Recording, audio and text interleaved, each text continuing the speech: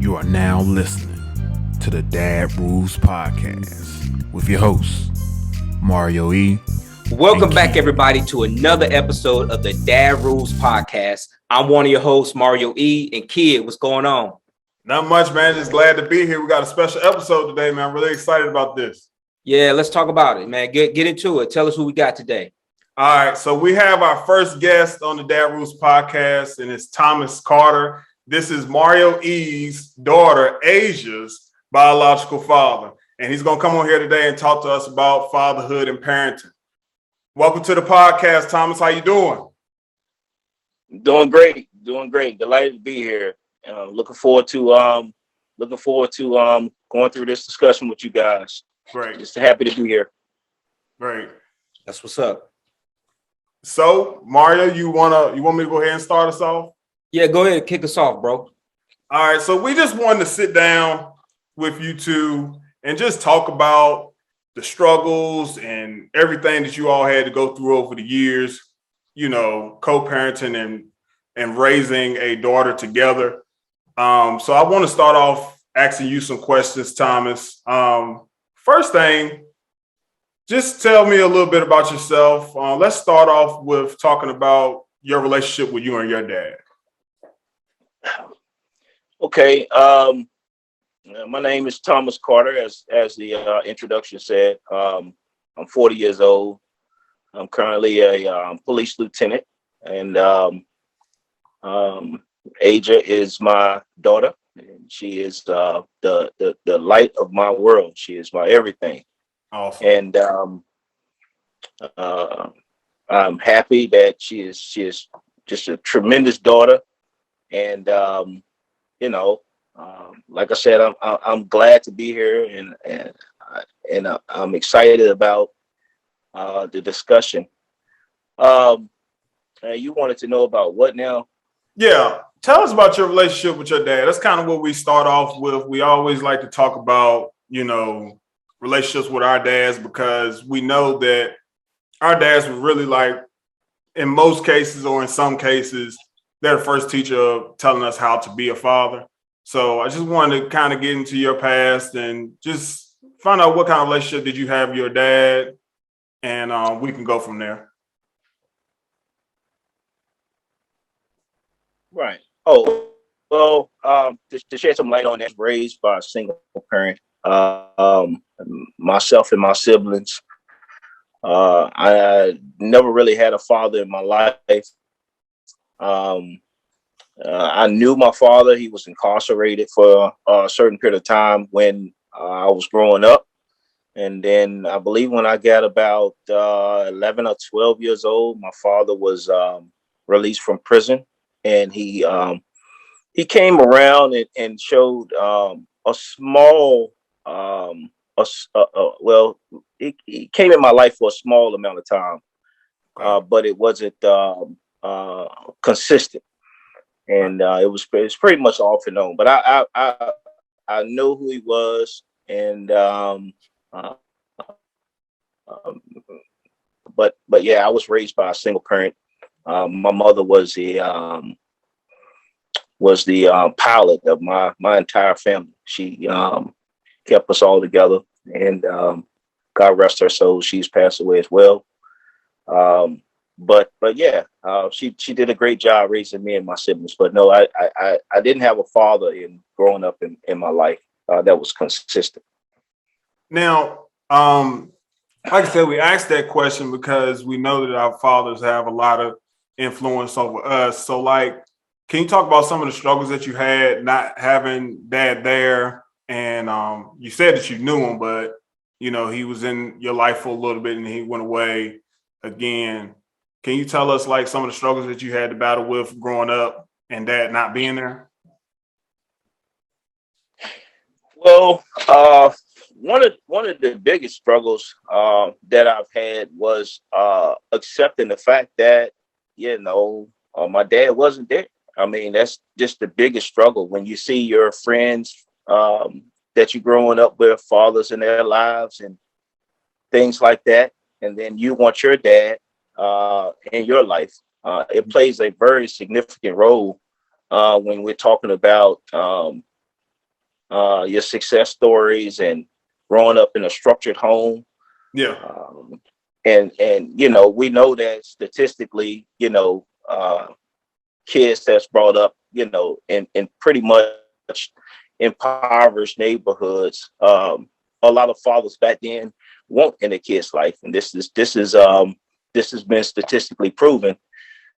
But now, thank God that we're seeing a trend where there are more and more Black fathers in the children's life. But yeah, it was a struggle, and it was tough to accept. But like I said before, I don't really dwell on that, because my mother played a very significant role in my life, and I also had several mentors that stepped up and took me under their wing and kind of helped guide me in the right direction. At some point in my childhood, I was straying away. I started doing things that I wasn't supposed to do. But like I said, there were people that were pivotal in my life, men that stepped up and helped me, guide me in the right direction. But yes, it was a terrible struggle growing up without a father. Yes, it was. Can you talk about some of those men that helped you along the way and some of the things that they did, or if you want to mention some of them? Yeah, sure. One of the guys in my life, he's my godfather right now. His name is Gerald Holmes. And Gerald Holmes pretty much took me under his wing, along with a lot of my other close friends, Jerry and Younger. And he, told us right and wrong and do things for, like sure our grades were good and made sure we were staying out of trouble. And those type of things was very impactful. Also, I have 6 uncles on my mother's side, and I'm going to tell you, if my family is very, very close. I pride my family for being so close, so tight knit, and if my uncles had any kind of inclination that I was doing anything I wasn't supposed to be doing, my uncles would step in and pretty much do what they got to do when it comes to me. So all these men, and let me just say this: my uncles, every one of them, each and every one of them were men. They took care of their children, and their children, grew up, went to college, and so on and so forth. But they are very, very, very good men. And we talk about role model. What better role model you can have other than a family or relative to steer you in the right direction? There's no better role model in my eyes other than a family member. So right. And Yeah. I'm so glad that you said that, Thomas, because my nephews, they're near and dear to my heart. And right. Growing up, my nephews, my brother's kids, he was always in their lives. But one nephew in particular, his mom and dad broke up when he was like 2 years old. So at that moment, and even though dads, they love their kids, but they're not able to be there every second with them. And it was a void there where he needed guidance and he needed somebody to help him through life. And that's where I stepped in and really helped raise him, and as well as my father. And today, like you said, he's a college graduate doing very well for himself. So it's like, and we've talked about this on the podcast before, where when we see there's a need in our families, we have to get in there and mentor. We have to go in there and do what we're supposed to do as a family member, because it's our name. It's our name, and we should have pride in that. Yeah, absolutely. But I have nephews as well, and they are great young men. I mean, I don't want to I won't get on here and brag too much, but Man, they are Brad. great young men. They're great young men, and I would like to say that without 100%, I think they all look up to me. So I thank God for that, and they're not in trouble. They are teenagers, and they're doing substantially well. Wow. So it plays a big part when it comes to family, man. It's just one of those things that your family is your safe haven in my eyes. Because when you get in the hot seat and you turn around and look behind you, nobody's there but your family. Yeah. That's right. So let's fast forward a little bit. And let's skip forward to when Maisha told you that she was expecting a child. First, how old were you, and what was your feeling at that moment? We're talking. I think I was 19, I believe. I believe I was 19 or 20 years old. And when she first told me that, I think I was nervous, afraid of, the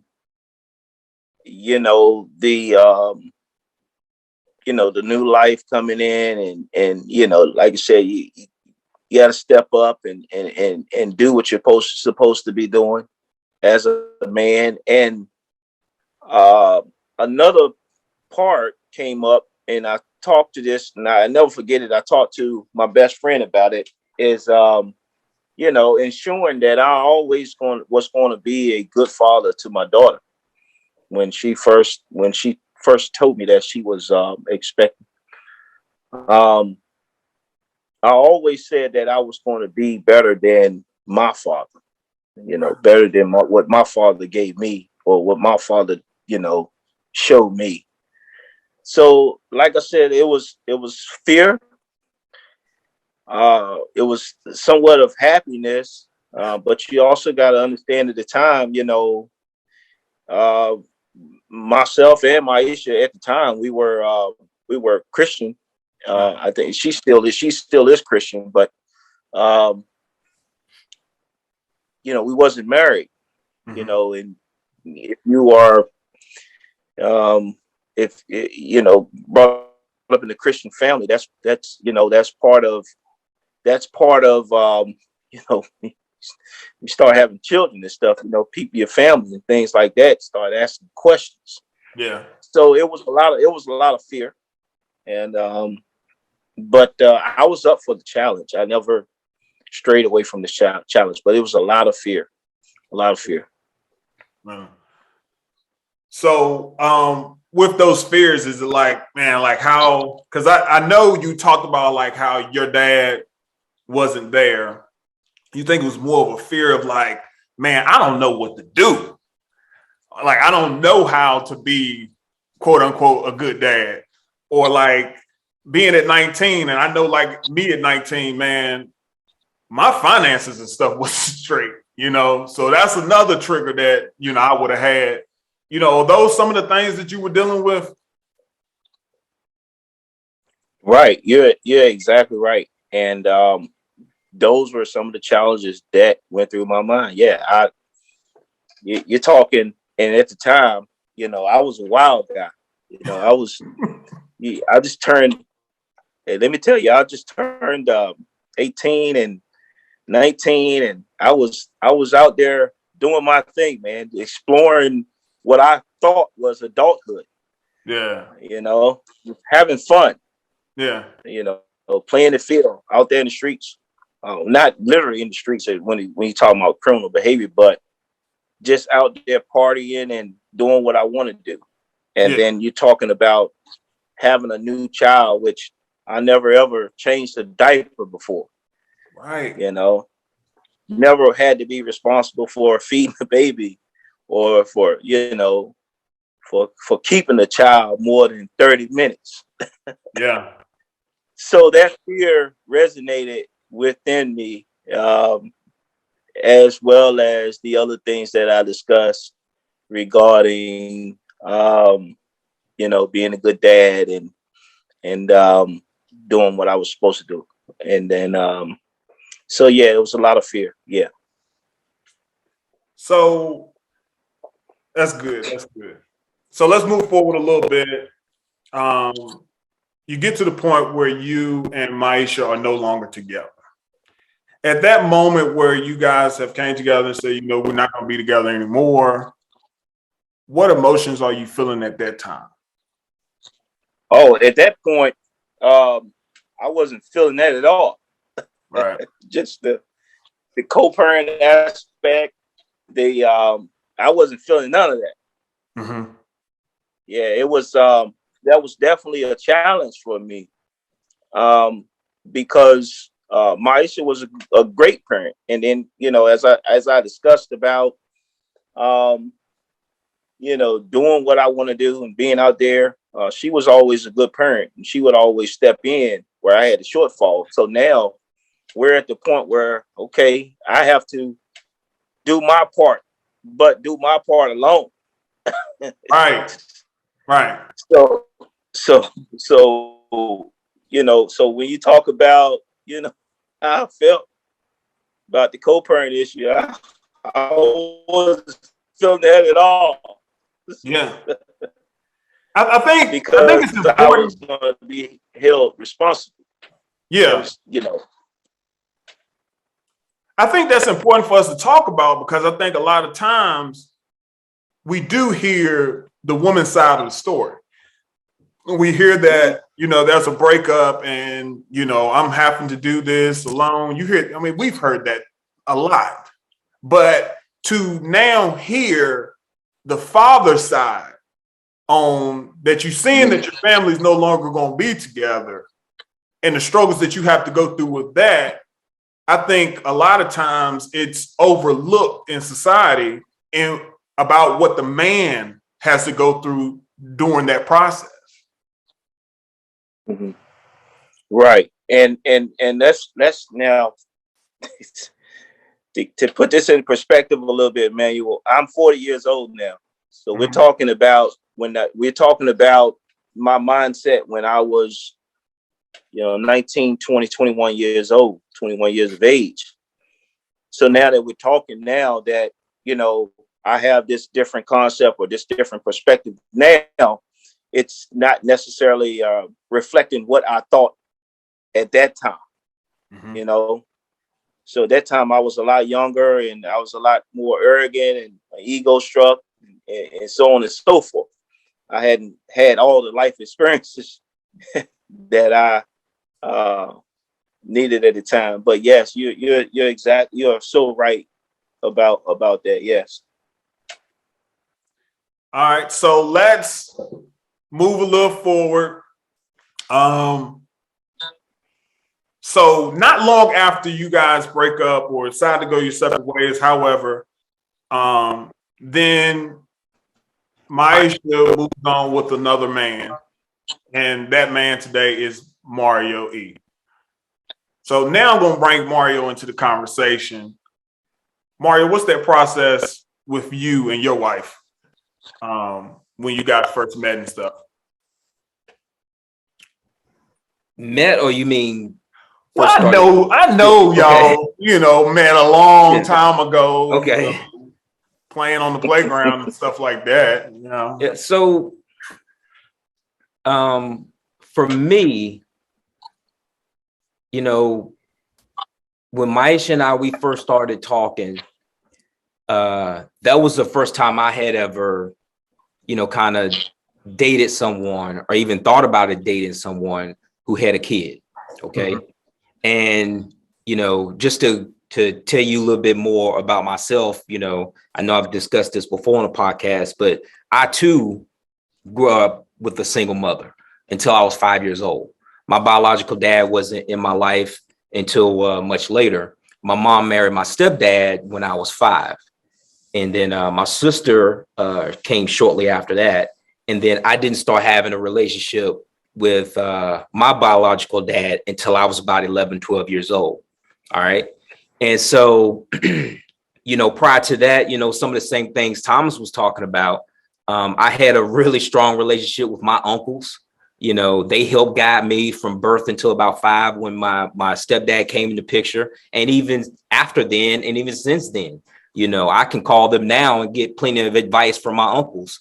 If I needed a second opinion about something or just want to talk about life, I can go to them. So for me, even though it was the first time that I had dated someone with kids, I would say I wasn't opposed to it because, my love for my mother, and she was a single mother, and, I had a stepdad. So to me, having a blended family in some type of way, it didn't bother me. Mm-hmm. Okay. And so, when Maish and I, we first started talking, it was different, having a kid involved or whatever, but, I can't say that, anything bad about, me seeing how she parented, and Aja was just the sweetest little girl. I mean, very beautiful girl. She was. And so, I mean, to me, those were my thoughts. I didn't feel some type of way like, oh, I'm not going to date her because she got a kid. That's not how I looked at that. I saw her. Now, let me ask you this, though, because, I know we got a lot of men listening to this.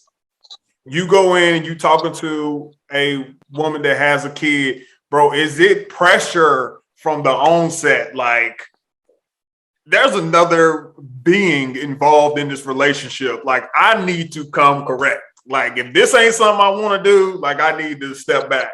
Did you feel that pressure from the beginning, or like you were ready for all that responsibility right then? Naively, yes. I would say I didn't.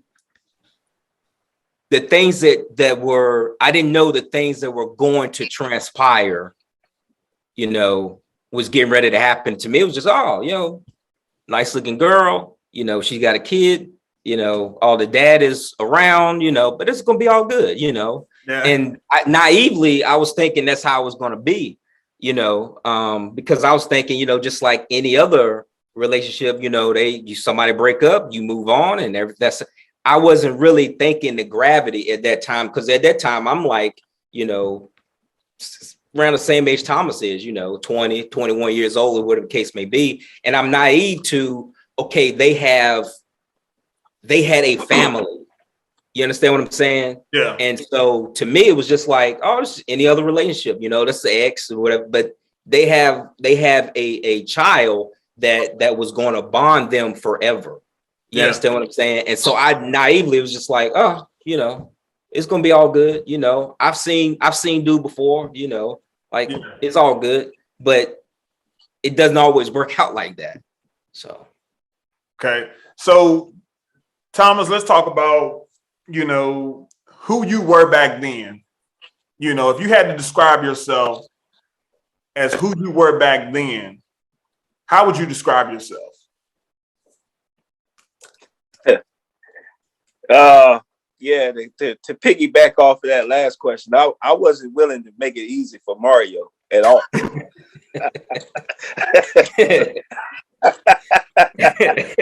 So he was gonna have to work for that one. So that's, he's playing it nice. I was not willing to make it easy for him. Uh-huh. No, but yeah. What was your question again? I'm saying, like, because I'm getting to all that. I'm getting to that, and then I'm gonna ask you how you felt about knowing that they were together. But like first, because I kind of want to get this picture in people's heads. What kind of person was Thomas at 20 years old? Well, what kind of person I was at the time? I'm not gonna say it's a difficult question, because we've always been brought up in the church or whatever, so we all had some type of spiritual guidance. But at some point around that age, like I said before, I was exploring a lot, And I was not only trying to find myself, but trying to find my place in society. You know, if you're talking about from a career standpoint, early on, I had a very successful career early on, and it started with working in the Department of Corrections when I was 19. Okay. So, you know, you're asking what kind of person I was. Okay, I started making a lot more money than my friends. I had a decent, and we're talking about a young man who was brought up. You know, I didn't have a silver spoon. Now, my mom made sure me and my siblings had always had a roof over our head. We never had our lights cut off. We always had something to eat. We always had substantial clothing. But at the same time, we were in poverty, and we grew up in poverty. So fast forward to that age when I'm making more money, and I'm feeling myself, and I'm going to church less. And alcohol was introduced into my life, and I'm drinking alcohol, and I'm just out there doing my thing. The world is it's all about me at that time in my life. It's all about me. It's always been family oriented, and always been close to my family, and I always was fairly easy going person. But yeah, I was really feeling myself at the time and trying to learn who I was. Okay. So now things sped up pretty quickly. Okay. So now I'm getting a visual of like who you were back then. So now we're going to talk about Maisha is now with Mario and they're having a relationship. How are you feeling? How are you approaching this?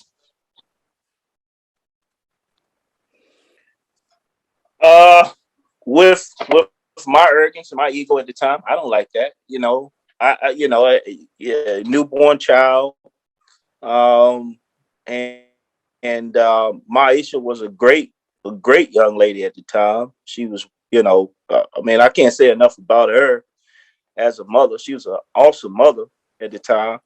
So now we're introducing someone else into the picture when I thought that I had it my way. I thought things were going my way, and that was the only way. But as we know, that's not how life goes. That's not, So I'm feeling bad. I'm feeling hurt. I'm feeling betrayed. All those things running through my mind at the time, because guess what? It's not Thomas' world anymore, right?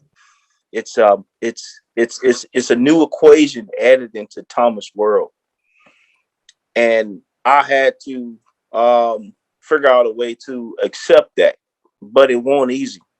It wasn't easy at all. So yeah, a lot of emotions running through my head at the time, and I remind you again, I was still doing what I wanted to do, and but it's something that I can look back on now and see growth from. But yeah, I was hurt. I was hurt by that. Yeah, absolutely. Yeah. I think too many times, like you said, it was something that you went through back then, and then you grew from it. You know what I'm saying? It's like you became better. I think too often we go through things, we let it hurt us, but then we don't let it make us better. And by you letting it make you better, I think that's the lessons that we learn, and that's great. Now, so absolutely. We understand, like, okay, this is not just a regular relationship. This is just not a boyfriend that's here today and then gone tomorrow. They get married. So now it's a permanent male figure in your daughter's life. At this time, are you trying to figure out who Mario is, how he is? Is he a good person? Like, what's your thoughts? What's your dislikes? What's your frustrations at this point of the time that you know that they are getting married? I wasn't happy about that. Um, I didn't know much. I knew Mario, but I didn't know him personally. And I like I said again, I was not too fond of the whole situation. Period. Mhm. It was a tough time for me, and it was definitely a hard thing for me to accept. And just to piggyback to give you an example of how my emotions were at the time. And I want to rewind a little bit. um, prior to their wedding, when her and Mario and Maisha was together with Aja, and I saw them in the parking lot together with my daughter. um, that that really made me upset, and I acted out. Mhm.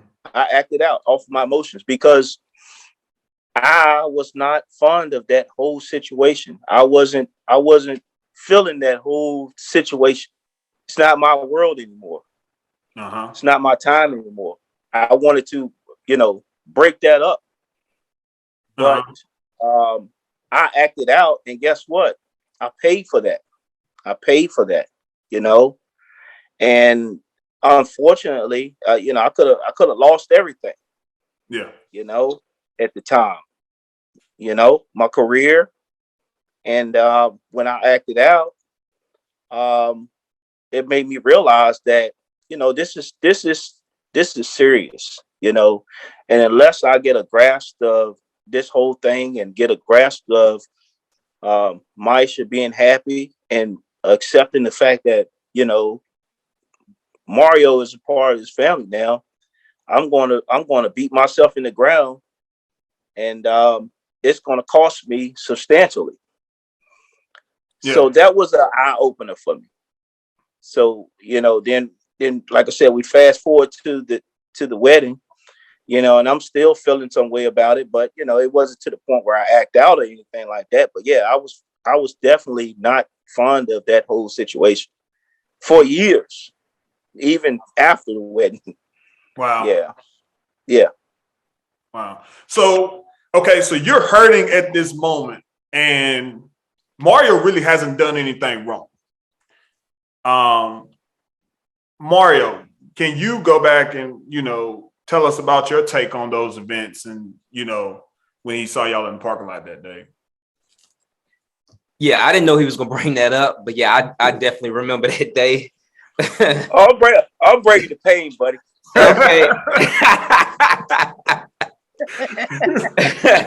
Yeah. But I Just remember tell that just tell your day. story because the listeners, they don't know, Yeah. So just tell how that day went. And Yeah. So I remember that day because it was a day when we had it was some type of basketball tournament yeah, at the city armory. No, at the Squire that's Armory. why. Yeah, At the Squire Armory. And I wasn't thinking nothing of anything, me and my issue was gonna go and watch the basketball tournament. And then next thing I know, this truck pull up. And I was like, oh, who was that? I don't know. Again, how I wasn't, it was just not, I was naive to a lot of things. It was just like, hey, but I never back then, it didn't hit me. I'm just tell you, Thomas, it didn't hit me how you probably really felt, until like years later. After Maish and I got married, and I'm recognizing, like, I'm calling age of my daughter now, and then my son comes along and I'm like, whoa, I can understand some of those emotions that he had. But for me, it was just like, just any old, you know what I mean? Just any old relationship, not like, not like really, really thinking about that, that was a family, if that makes sense. I don't know if that makes sense or not. But yeah, so that, like I said, the truck pulled up and it was him. He was upset, that, I was there with his daughter.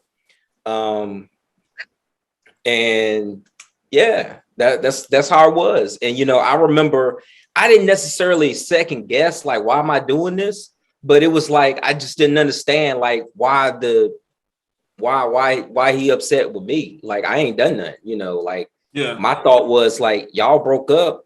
Okay. You know, that was just kind of how I was thinking. Again, naive to that, you know, those emotions that he had, you know. So. Yeah, because I'm just thinking like I'm the outside in, but I can identify with how Thomas may have been feeling.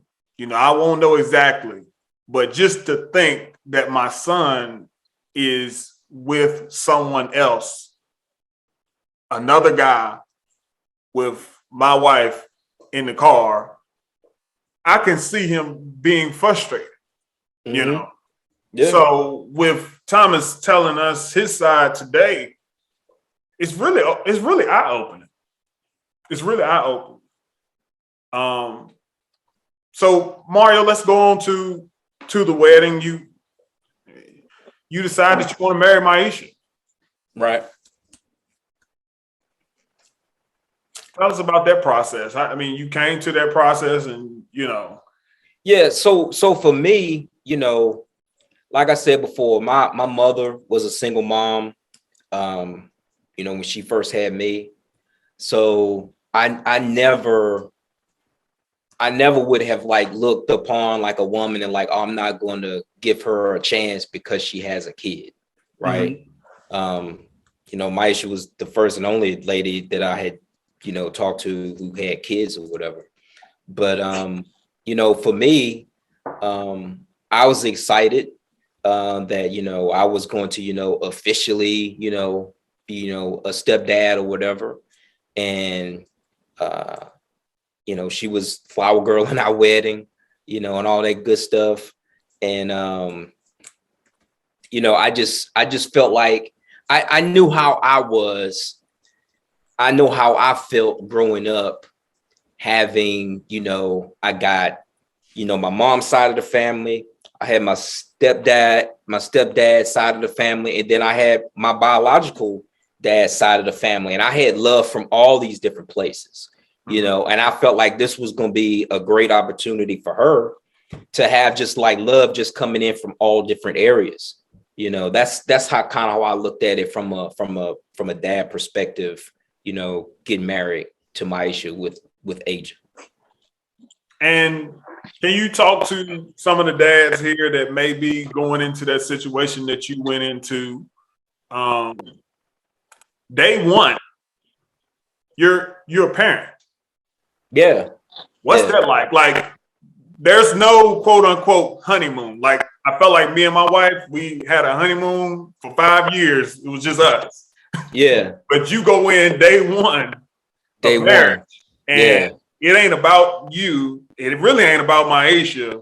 It's about taking care of Asia. Right. Yeah. So, you know, when Maisha and I, we've joked before, you know, like it's never just been, you know, of course, like you go out of town on vacation to certain things alone, but it's never just been like just her and I, you know, and I'm totally fine with that. That hasn't, you know, given me any type of, you know, negative feelings or whatever.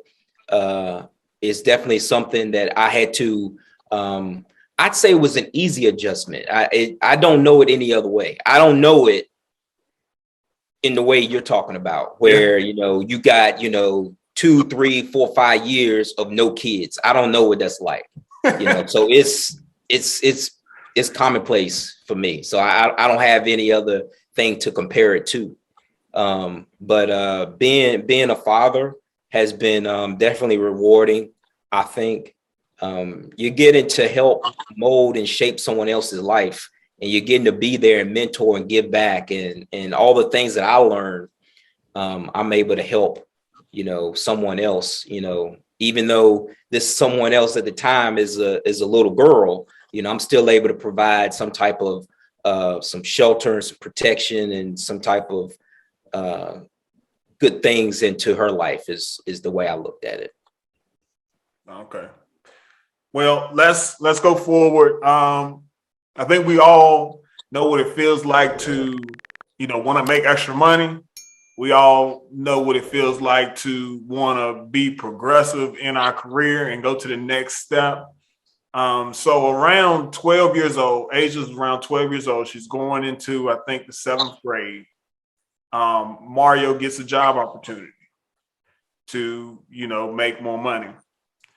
But the only thing about this job opportunity is that it's going to move him and the family to Arizona. Um, Thomas, during this time, can you shed some light on what you were going through? Oh yeah, absolutely. That was a very, very tough time for me. You know, and let me just go back to the previous incident for a second, Okay. and put it back off of Mario. What Mario said. Mario was a great guy, amazing guy, and I just want to let it be known that he was a great guy to not only Maisha but to my daughter as well. So when we're talking about the parking lot incident, so on and so forth, those actions were based off of my emotions and not reflective of him or something that he'd done. So I just want to clear that up because he touched on it, and I just want to make it known that you know Mario was a great guy at the time, and those were all based off my emotions. But talking about the way, yeah, I had a amazing relationship with my daughter, and I've maintained it born. And when it was presented to me, I don't think it was presented in a manner wherein I had him say so, or um, I don't think it was presented in a manner that offered gave me an opportunity to put my input into it, right? If that makes any sense. It was presented, this is what's going to happen, and that's the bottom line. Now you're talking about a man that, that young lady is my world. And we're talking about moving her from, where I was across the country. So yes, I was very, very hurt and upset about that. And actually, I shed a lot of tears behind that when that first happened, because of that.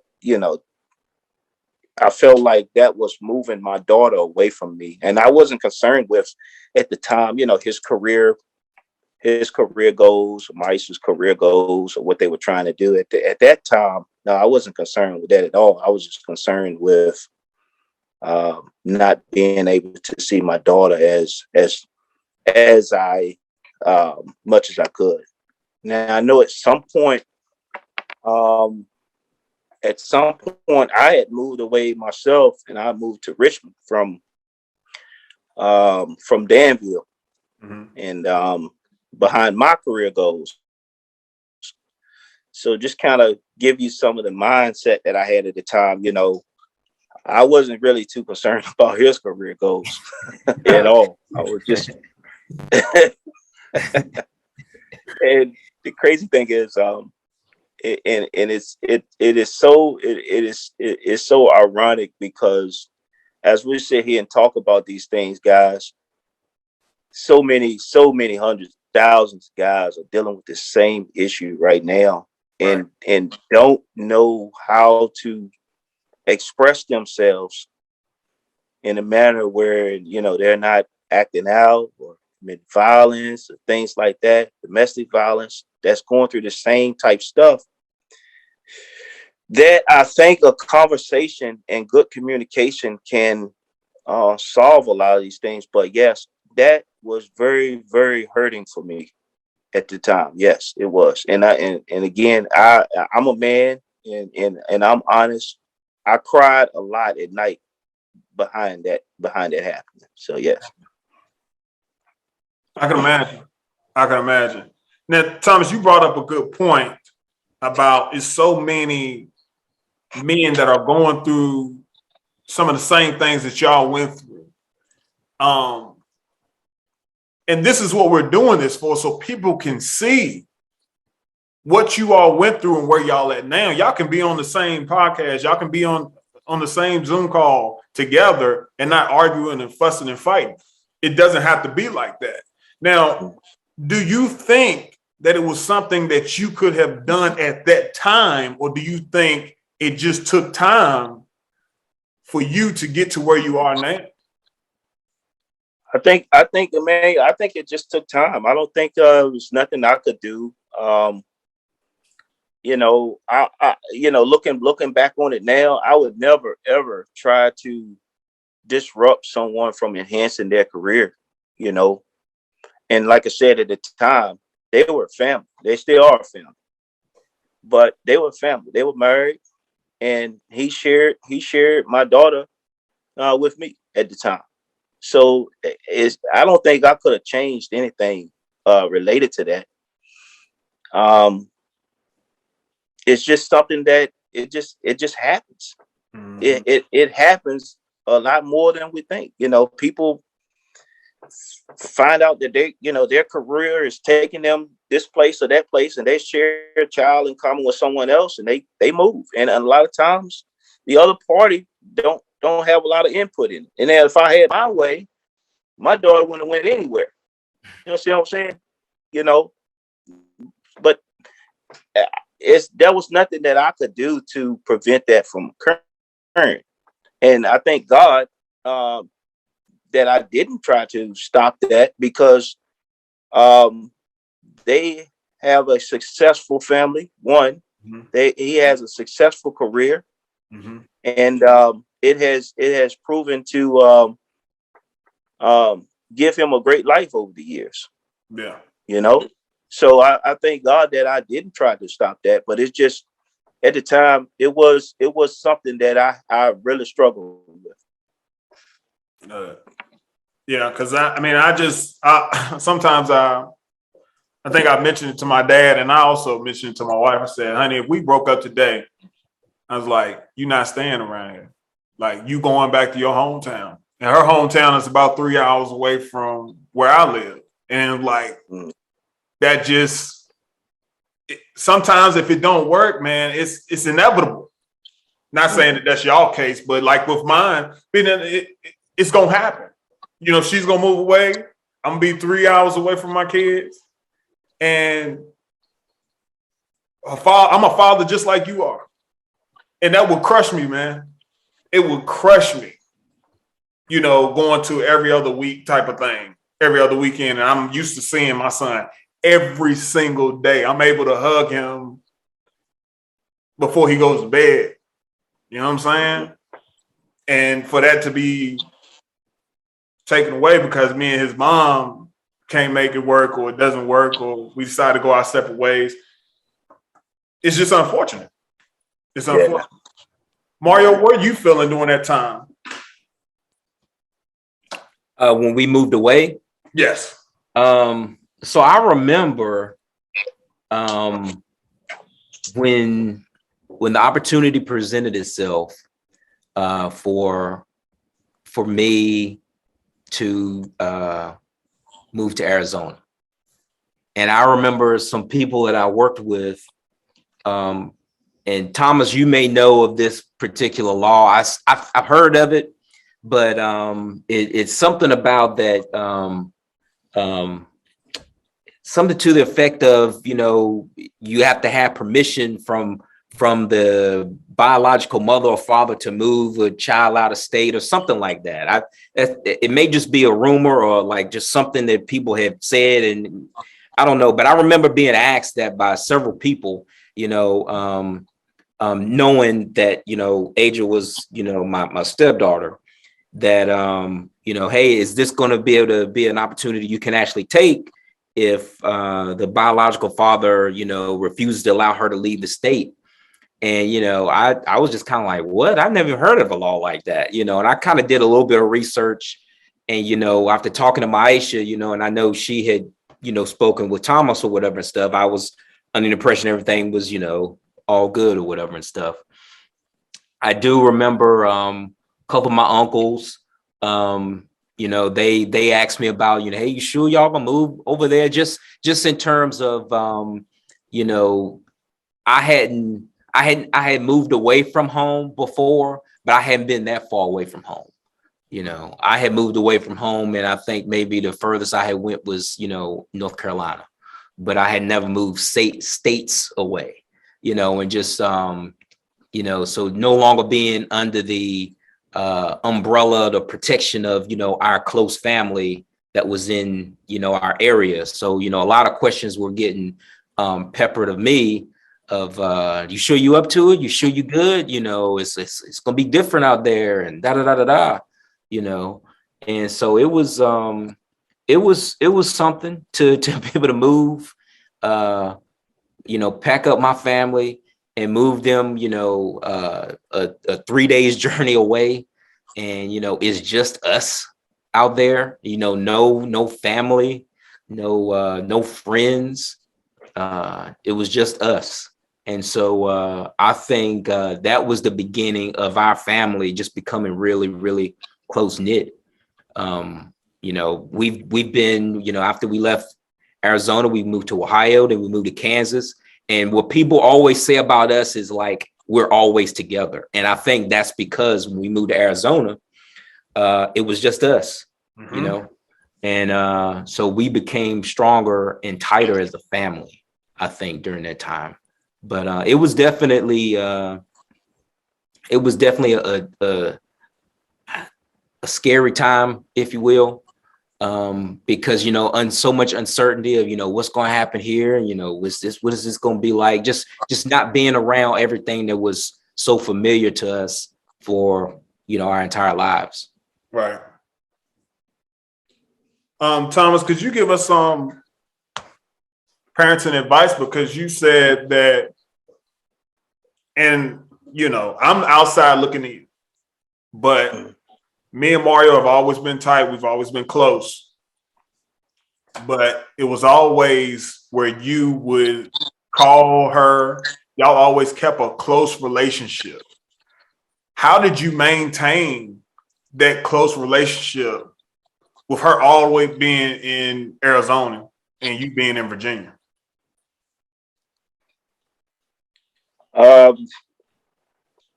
Well, early on, I think the first thing that I done was I bought her a cell phone. I believe is what it was, and that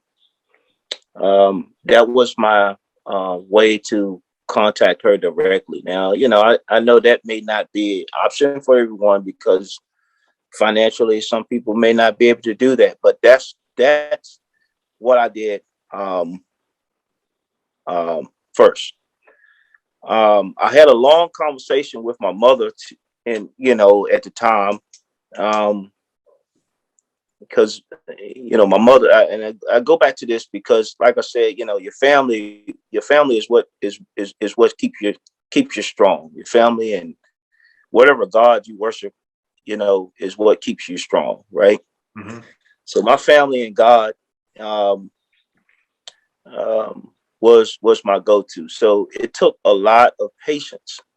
It took a lot of patience, and it took a lot of strong will to make that happen. Now, if I'm not mistaken, when they went to Arizona, I would fly Asia back to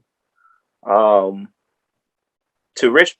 Okay. And that was just one of the things that I was just committed to doing. But, you know, I want to say this because everybody don't have the means to do that. Mm-hmm. And it's one of those things where I really feel like communication is definitely has to be the key in a situation like this. But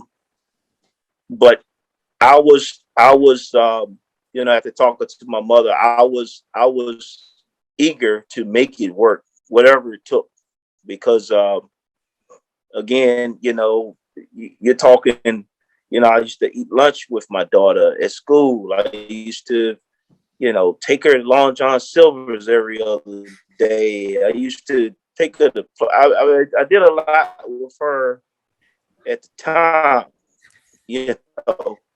So you have to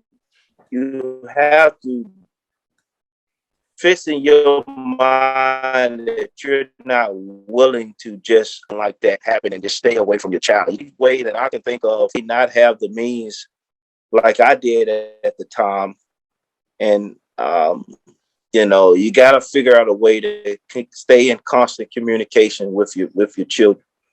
So those are just some of the things that I did. If I had to help some, and it wasn't a lot of Mario, I can't remember what we did in like arguing and all that. I don't think we did any of that. Or back and forth. Or I think I'm not going to shed a negative light, but I just don't remember it being any type of hardship that he placed on me and tried to prevent me from seeing her. I mean, I could see my daughter at any given time, anytime I wanted to. It was never a problem. That's important too, because a lot of guys face situations where the mom don't, let's be real, the mom don't let them see their children, or the mom will move them away and they'll keep them from their kids, or the stepfather.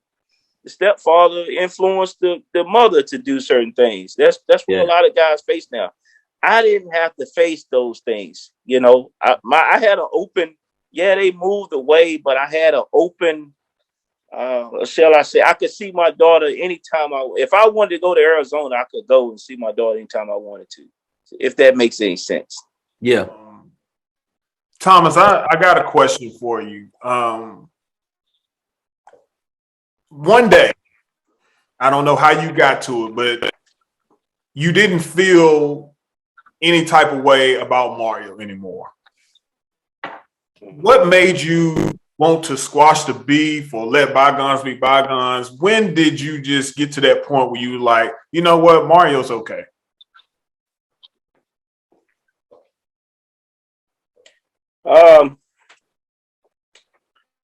I don't know if I have an answer for that. To give you an exact time, Yeah. But I can tell you that my daughter is a lot.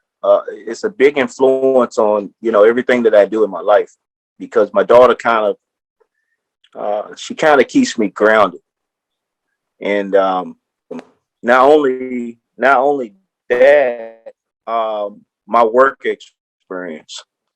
And my work experience, I've seen years. Thank God I have 4 years left, four and a half years left before I reach retirement. But I've seen so much over the years, so much pain, so much hate. At some point, I don't know when it was. It could have been 10 years ago. I can't give you an exact number, but at some point, those feelings went away. Yeah, those feelings of hurt and pain and anger, they went away towards Mario. And like I said, now there was a situation when Aja, she came and she said my dad. And I was like, what the hell are you talking about? I said, you crazy? Yeah, I was like, what did you say? And let me tell you something that really opened my eyes. That said, this guy is not going anywhere.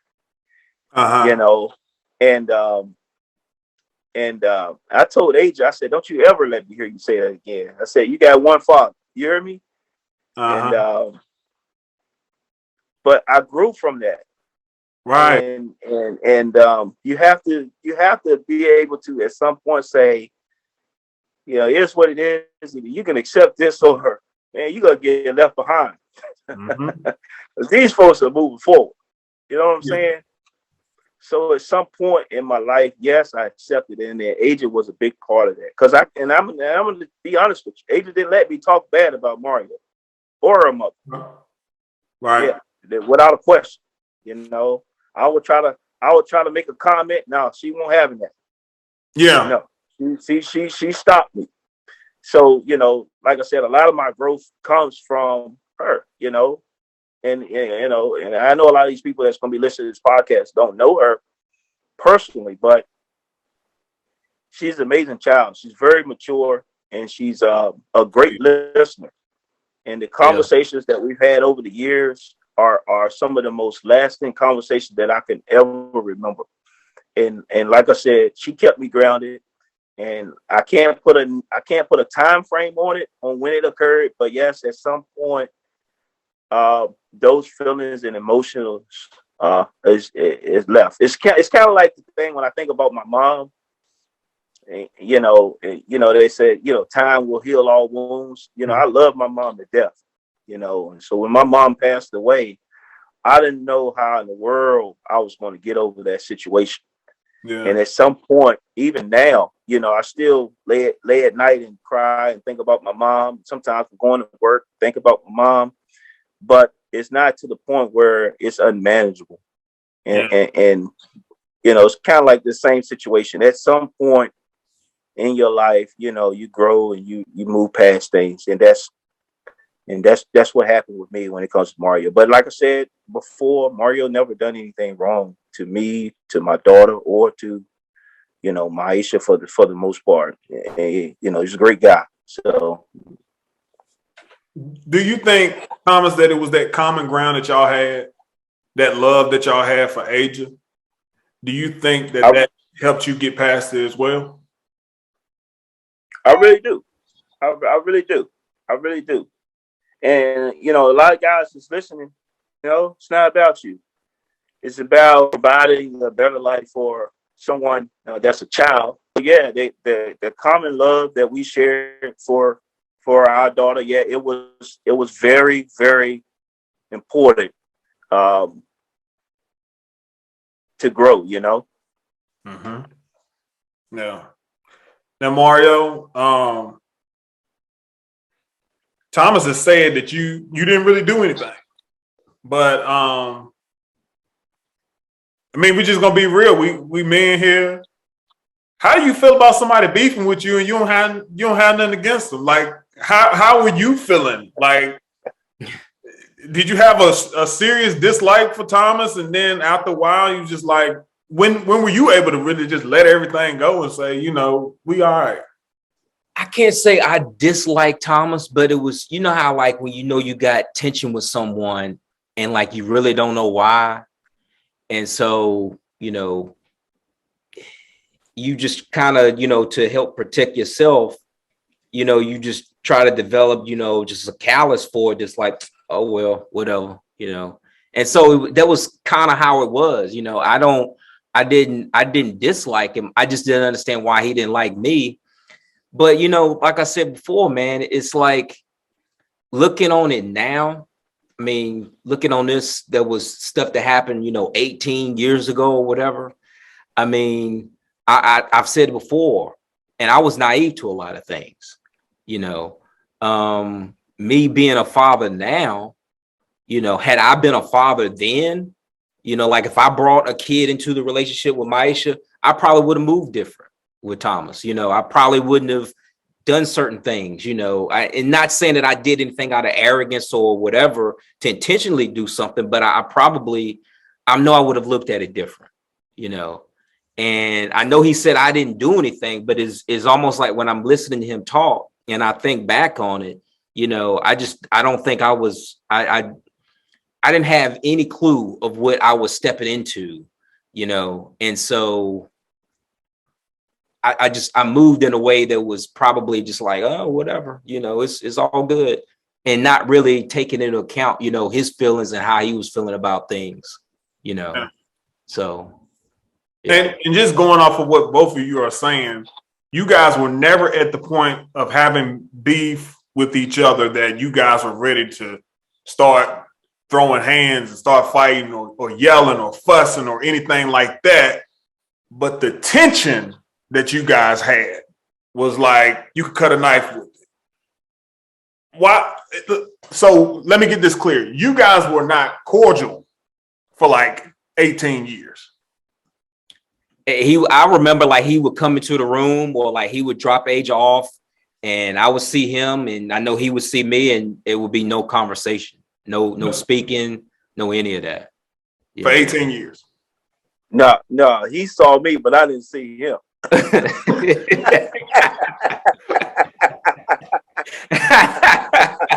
Yeah.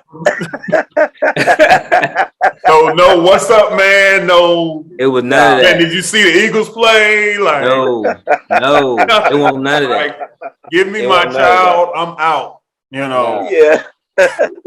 And you know, I remember the first time that he said something to me, and I was like, okay, because it was one of our trips that we had came back home to visit, and we were in the mall in Greensboro. And I remember he saw me and he reached out his hand to shake my hand. And I was like, what's up with this? You know, I just kind of I was thinking, you know. So, but yeah. So I could see it I could have seen it in his face. He was uncomfortable with it. Yeah. Yeah, like, is this a trick or something? You trying to Yeah. Yeah, and you know, he said it before. Yeah. You know, But as far as you know, there wasn't no. Oh, go ahead, Thomas. Well, I was just going to piggyback off Manuel. I mean, there was no being cordial or anything like that for the most part. I think we kind of avoided. I think we kind of avoided the whole situation by not communicating at all. Period. Yeah. You know, not communicating at all. Everything that involving Asia, you know, I talked to her mom. You know, we didn't communicate at all. Didn't even speak to one another. You know, which is troubling. But you know, thank God, you know, we were able to get past that. You know. Yeah. Thomas, do you think it was best for him during those years that you were in pain or hurting? Do you think it was best for him to do what he did and not say anything? I think if we had a conversation early on, I would accept things a lot more. Mm-hmm. But we never talked. We never, like I said, we never communicated. And I think I'm almost certain, you know, if we had to sit down and talk, we would have been a lot better, a lot earlier on than it took all those years. Mm-hmm. You know. Because you know what, Thomas, the funny thing is, I was talking to my wife and we was talking about some friends that we have in common. And it was something similar to that, similar to this situation. And I think one of the fathers wanted to talk to the biological father. I think the stepfather wanted to sit down and talk with him. And the mother was just like, no, it's not going to end well. It's not going to end well. So I can see that being like a really uncharted territory to go across, not really knowing where that person's mindset is at. But yeah, it was a stepfather that wanted to do that, but he's older. He's an older guy. So he's taking your approach and your advice to, hey, we need to sit down like men and talk about this thing. And I do. I think that's good advice. You just have to be at that right place in life to have that conversation. And looking back on that, Tremaine, that's probably something that, and I've said this before to Maisha, you know, especially recently, that, you know, that's something that, you know, I should have probably tried to initiate. I mean, I know my thinking at the time is that he probably didn't want to hear it. So I was just probably like, nah, ain't no need to saying nothing. But I didn't try though. So, I mean, you know, right. I got to take that one, you know? Right. Thomas, how do you describe your style as a dad? your conversation? What's some advice, that you could give with just dealing with your child and how to be a good father? Well, the biggest thing, in my opinion, and I could just relate this to myself and Asia, is one, compassion, and two, be a listener. Okay. And listen to your children when they talk. Listen to what they say and how they say things, and children will tell you everything you need to know. Being a great dad, it comes second nature because, like I said, I took the traits on from my mom, what my mom taught me, what my mom instilled in me, the importance of being a man and so on and so forth. So that wasn't hard. It was just being a great listener. Mm-hmm. And at times, I felt like sometimes, my job kind of made me unapproachable sometimes.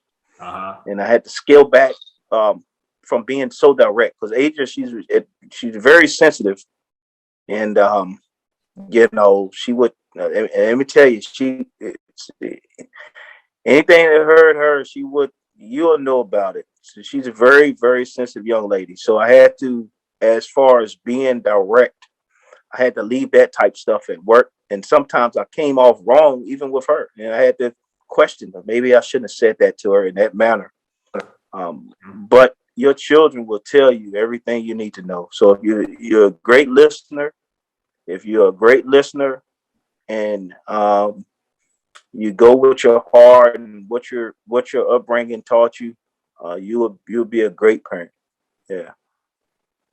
So, Thomas, what I'm hearing is like you pay attention to detail. Is this something that you gained from your profession? Because I know you have a lot of conversations on your profession, and you got to listen to what people say, not necessarily what they're telling you. Did you get that a lot there from your profession? A lot of it came from my profession, yes. A lot of over the years, seeing and different behaviors and different emotions, things like that, in different situations, how to handle certain situations, and picking up on those cues, those nonverbal body language, and so on and so forth is very important. Right. Especially when you're communicating. When you're communicating, you have to look and listen to the message that's being communicated to you, and that will train your mind to pick up on those nonverbal cues, so on and so forth. So yeah, my profession definitely helped out tremendously, and it still is happening. I'm close to the end of the road of my career, but yeah, it's still pivotal, and effective communication. Right. Definitely an advocate for communicating with your kids and listening to what they say. That's great advice. Mario, what do you look at? How do you describe your style as a stepfather? Like, because first thing I'm thinking about is like, you can't come into the door trying to be dad off the bat. Mm-hmm. You kind of got to play your position. Mm-hmm. Can you kind of give us some insight on how you stepped into that fatherly role? Yeah. So I think back to, when Thomas was talking, and, he said that, I guess Asia had said dad, referring to me to him one time. And I remember, in those, especially those early years, I could always tell if Asia was on the phone with him, if I heard her saying Mario, Mm-hmm. and I never said anything to her about it. I just, I knew that was something that, at the time, he didn't want her to say that. And I never corrected her on that. I mean, that's their relationship. That's the way I looked at it. And, her and we had our relationship, and I just remember that, I remember that, and just a couple other little things, little things like that. And, or when when she would come from, over his house, like for the first day or so, she calling me Mario again, and so it was just, little things like that, so definitely she was listening to you, Thomas, for sure, but as far as for me, I never looked at it like, I'm trying to take Thomas's place or anything like that. He talked about listening, and I had a feeling you were going to ask me the similar question, but for me, it was just always just trying to make sure I was there for her by listening. I knew they share a bond that, that I can't touch, and it's not about me trying to compete with him or anything like that. To me, I know she's got enough love in her heart to love plenty of people. And, I just, try to, be there for her when she needs me, and that the number one thing there was just being a good listener for her and helping give her advice, when she needs certain things. So to me, it was all about listening. That's the approach that I took being the stepfather. Good.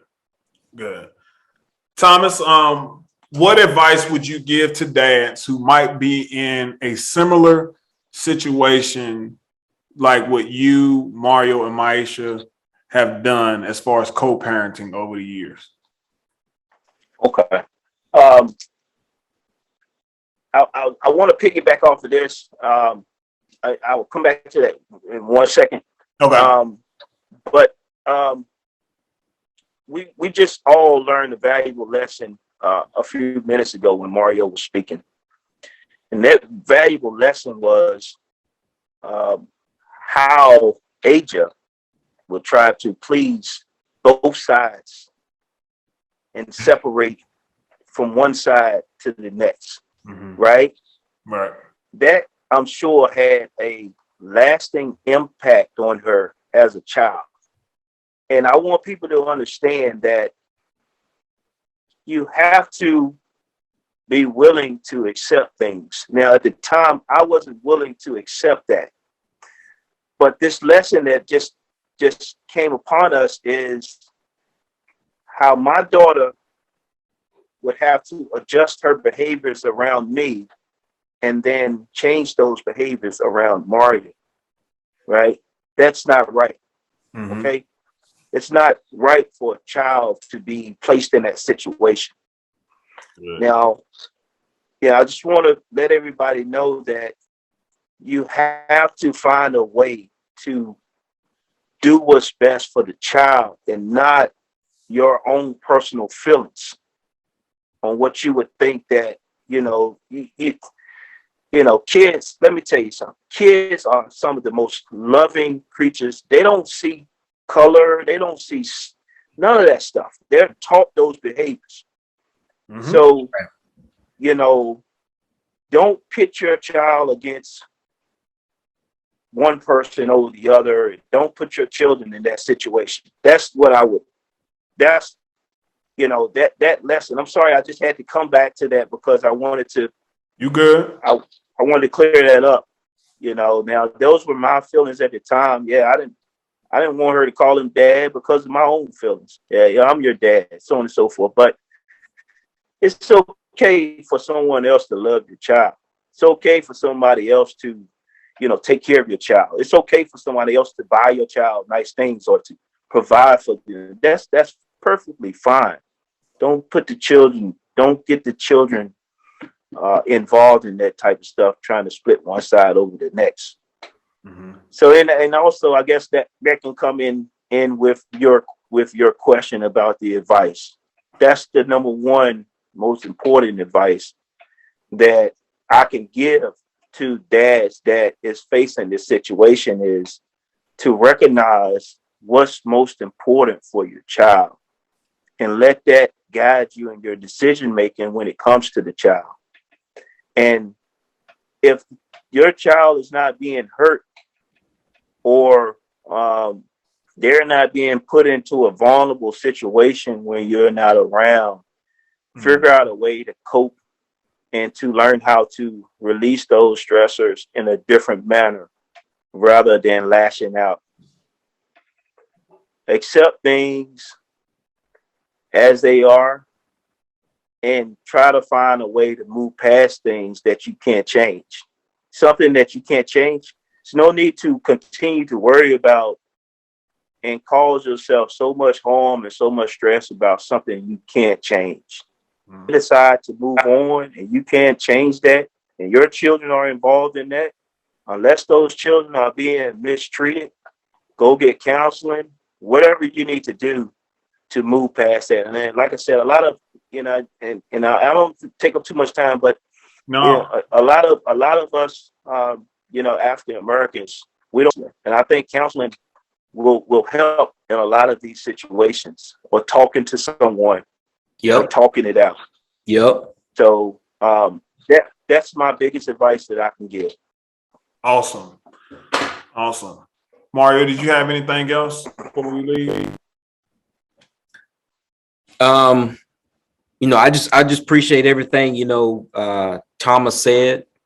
And, I know we've mentioned this, off camera, but, if you had told me 18 years ago, we'd be sitting across from each other, having discussions like this, I wouldn't have believed you. There's no way I would have believed you, and I'm glad to see his growth. I'm glad for my growth.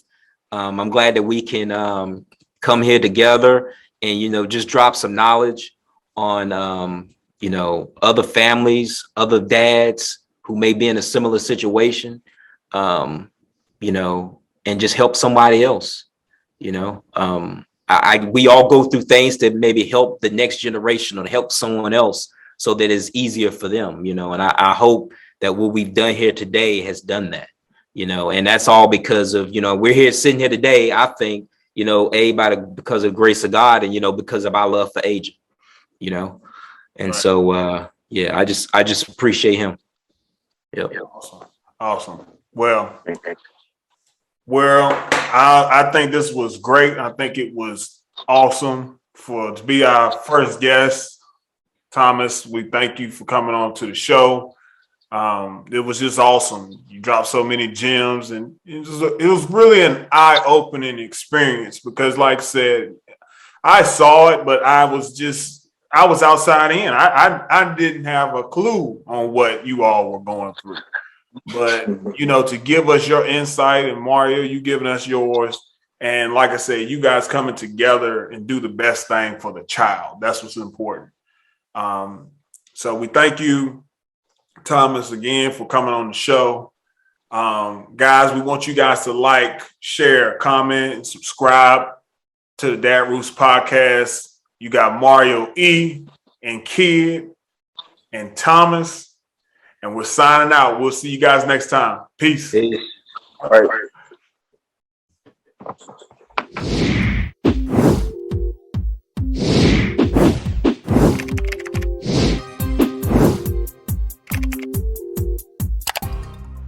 Thank you for listening to the Dad Rules podcast with your hosts, Mario E. and Kid. Don't forget to like, comment, and subscribe to our YouTube channel. Also, follow and like us on Facebook and Instagram. You can find our podcast on Spotify, Apple Podcasts, Google Podcasts, Podcast Addict, Breaker, and Player FM. Till next time.